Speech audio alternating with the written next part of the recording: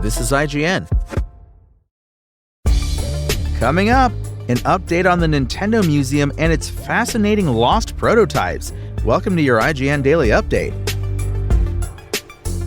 But first, we can guess that there are plenty of Hollywood stars who want to appear in the upcoming live-action The Legend of Zelda movie, and Haley Joel Osment is one of them.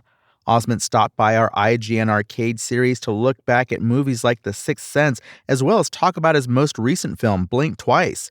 But as part of the show, he also played a little bit of The Legend of Zelda: The Ocarina of Time, which is when he asked, "Are they ever going to make a movie out of The Legend of Zelda?" When we told him that yes, there is a live-action film on the way, and asked him if he'd want to throw his hat in the ring, Osment didn't hesitate. As far as what Zelda lore he'd like to see in the film, Osment said, "Ocarina and Majora's Mask. Those are my original Star Wars trilogy." Nintendo and Sony Pictures first made the massive announcement about a live-action The Legend of Zelda movie last November, with Wes Ball from The Maze Runner and Kingdom of the Planet of the Apes set to direct. Unfortunately for Osment and other Zelda fans hungry for information, Ball refused to reveal his favorite Zelda game in a previous IGN interview, so we'll likely have to wait and see if he's an Ocarina of Time and Majora's Mask fan like Osment.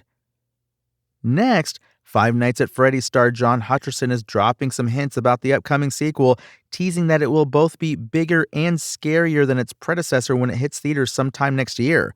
Hutcherson spoke about the film in a new interview with Esquire, saying there's more animatronics being brought in, different animatronics being brought in, and the world just opens up in a big way. He continued, "We're finding the balance right now of building this world and expanding it in a really cool way, but also making sure the characters stay really grounded. That grounded approach," Hutcherson said, "is something the team really fought for in the first Five Nights at Freddy's film, given how out there the world of the wildly popular game is. It's so over the top and wacky in a way that to find the emotional truth of the characters was what was going to work," he said. "I think the fans are going to flip for it. It's going to be a lot of fun with the source. It's going to be scarier too, actually." Negative reviews didn't stop Five Nights at Freddy's from becoming a smash hit. It broke multiple box office records on its way to $291 million worldwide. It's currently the biggest film ever for Blumhouse Productions, the prolific horror studio behind the video game adaptation. And Pal World is launched on PS5 in Japan even as its developer battles a lawsuit with Nintendo and the Pokemon Company in the country. Pal World's long-awaited PS5 release Shadow dropped on September 24th after an announcement during Sony's State of Play broadcast. But while gamers in 68 countries worldwide were downloading the survival and crafting game dubbed Pokemon with Guns on PlayStation, Japanese gamers had to wait. The Japanese PS5 release comes hot on the heels of Nintendo and the Pokemon Company's shocked joint lawsuit against Pocket Pair for alleged patent infringement, which was filed in Japan.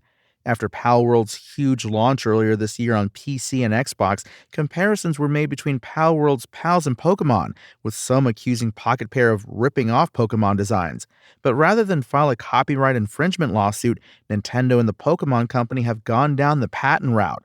Pocket Pair has said it will begrudgingly investigate the patent infringement claims while continuing to update Pal World despite the lawsuit, and apologize to players left concerned about the future of the game.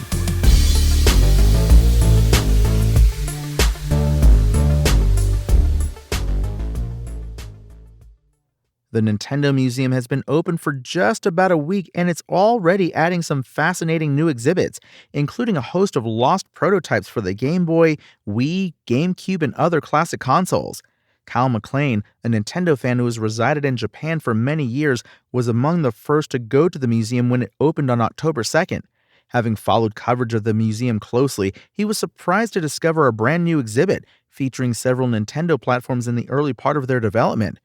So apparently very late in the development of the museum, we're talking days before it opened, Nintendo put in a storage exhibit on the second floor, and this corner is dedicated to prototype Nintendo hardware.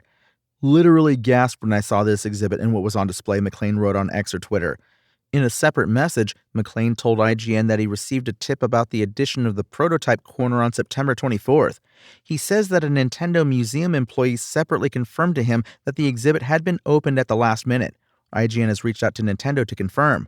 While photography was forbidden in the section with the prototypes, McLean put together a lengthy X or Twitter thread using previously released images and hand-drawn sketches of what he saw. Some of the most interesting artifacts include a handful of prototype Wii remotes, of which he claims looks something like a fidget spinner, and an N64 controller without the extra grips.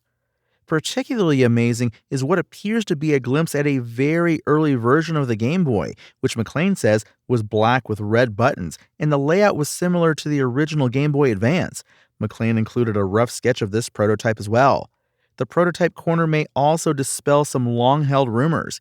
Asked if the exhibit included Project Atlantis, a Game Boy rumored to be in development in 1996, McLean said, "When I saw the prototype exhibit, I was hoping the infamous Project Atlantis prototype would be on display.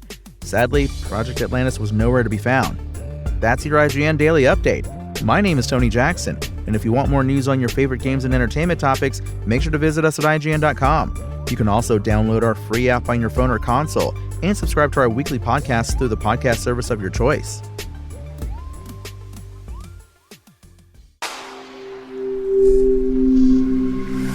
Spoken Layer.